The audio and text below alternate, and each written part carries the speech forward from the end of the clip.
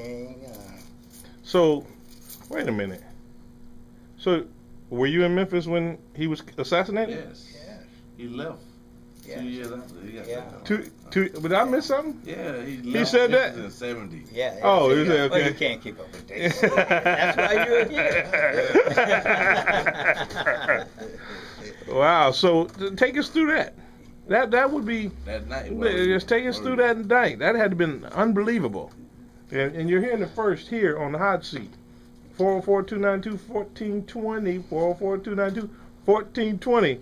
Now talk about that. That had to be, man, that's something probably that's sketched in your mind that you'll never forget.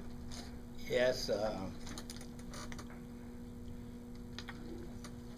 The night that Dr. King delivered his famous speech, "I've been to the mountaintop," I was standing about as far from him as to you now. He was delivering it at the pulpit.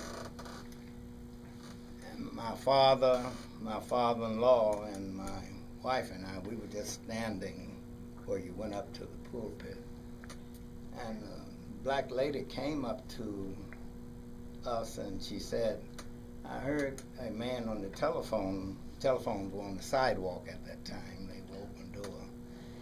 And she said, I heard some people on the telephone said they didn't shoot Dr. King because he didn't come in the front door." I said, "Who should I tell?" And I said to my father, "Nothing gonna happen to Dr. King, people say anything." And so when he finished his speech, he left, and the next evening he was killed at the Lorraine Hotel. And so I often think if I had gone to Andy or to someone and allowed this lady to talk to them about what you heard, would it have made any difference? I don't think so. That's amazing, though. I don't That's think amazing that you carry that with you. so. Yeah. So did you feel responsible for that? I felt I could have done more than what I did. I just didn't believe. I thought he was too powerful, that there was so many people in the audience, so many people around him everywhere he would go. A few days before when we had the march, somebody had thrown a firecracker or something. They thought it was shots, and they just pushed Dr. King That had down, to be some mess to deal with. put him in a car and took him away, you know. They were always right there with him. So you were somebody of importance in Memphis. Is your name on a plaque in Memphis somewhere? On Beale Street, is that right? Well, I don't know if it's on a plaque anywhere, but I spent my life there. That's my Yeah, home. and you were very productive. Yeah. And so after, or the day of the shooting, talk about how the city erupted. Well, it was hard to believe. And I think it was believed more because it was my understanding later that Dr. King was supposed to stay at a larger hotel, the Rivermont Hotel, which was on the Mississippi River, and that he had refused to stay there. The Lorraine Hotel was owned and operated by blacks. It's a very small hotel. And that if he had gone to the Rivermont, he never would have gotten shot. That's what was said in the community. But Now, how long was the unrest in the streets after that? How long did that last? a long time. You know, they called out the National Guard, and the Army personnel were patrolling the streets down and around Beale Street and close to where he was assassinated. And there was just disturbance all over the city. Some of the things that Dr. King didn't promote was the ruthlessness of blacks breaking windows and doing things Okay. to, I guess, express it. Now, what is your opinion on his killer? Did his killer act alone, or do you think he had some help?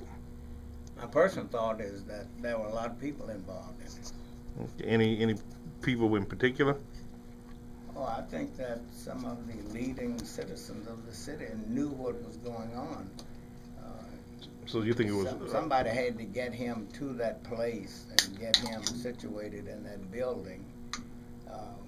Which there's a lot of businesses around there. There's fire station right next to it.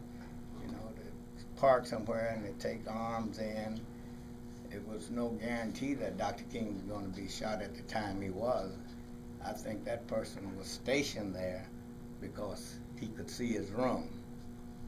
And it was, I think he was talking to a friend of mine at the time he was shot, Ben Branch, who was a saxophone player who was going to play that night at the Mason Temple. And he was talking to him. He was on the balcony of his room, led to a balcony. And if you ever get a chance to go there, they have that room just as it was the day he stood on the balcony. Everything that he did in that room is still in there. Okay, so did that influence your okay? Did that influence your move to Atlanta? The uproar?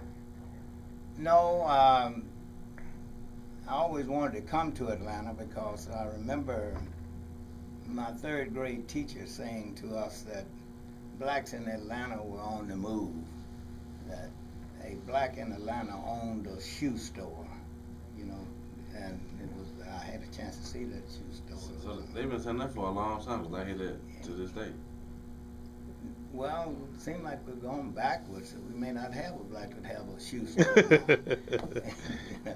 But I did get a chance to go in that shoe store. It was on Ashby and Hunter Street, right on the corner there. So you came here, and then you did you immediately get into a church, or you already had a church in mind when you got here? No, when I first got here, about a year or so later, I met George, and we started visiting churches. I guess we visited almost every black church in the city. A year later, so that was in like, what, 71, 72?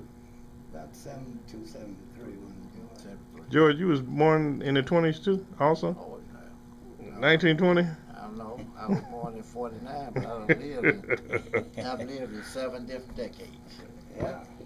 So you and George, So other it don't than take going to long. church and all that good stuff, y'all were running partners.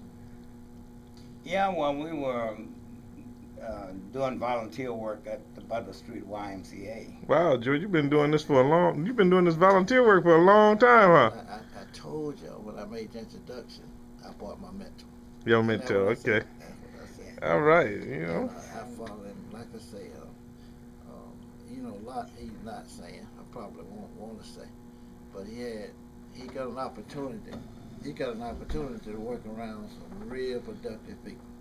And when you work around productive people, you learn. Name drop. Let's When I say that, I'm talking about people that have money, own car lots, have into finance and stuff like that.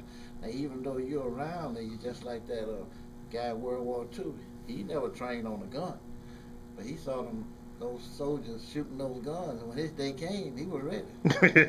You know what I'm saying? It's that kind of thing. You know, I've said that to Bam, because I'm pretty good at watching something for a while, and I can duplicate it, and it's freaky to me because people practice and practice and practice, but I could, like I was telling him, I could dance. He couldn't believe it, but he never see me dance, right? But somebody can go do that dance, and I can get up and do that dance. Like I've been doing it for a lifetime. Well, you know what? I think, and that goes back to, I think we're born with certain things, and that's one of them. Some people can look at something and never pick up anything. Other people look at something and they get it right away. And those are gifts from God. And the other person may not have that gift, but their gift for being something else. Mm-hmm. And we all get together as a community, those different attributes. Because see, I'm this type of person. Even if I ran into something real good right now, and I see all this potential, well, I'll run and find somebody like Brother Pruitt here who's good in administration. I mean, my goal would be to see it work, not get credit for it. Mm-hmm. And I think that's And I'm like that too. People up, you get the right people on any good idea, they'll make it work. And that's where a lot of things go to the grave because we want the credit and selfish. See, but what Bam and I do, I don't have no talent. See, dancing ain't gonna help this show. So he got all the talent. I might be able to watch somebody dance, but that ain't gonna help us here. But we want to keep progressing in this because this is a really, really good show, and I mean, it's informative, and I appreciate you coming and visiting us. You know, even though I thought you guys were gonna be late, and I say, here we go again. Let me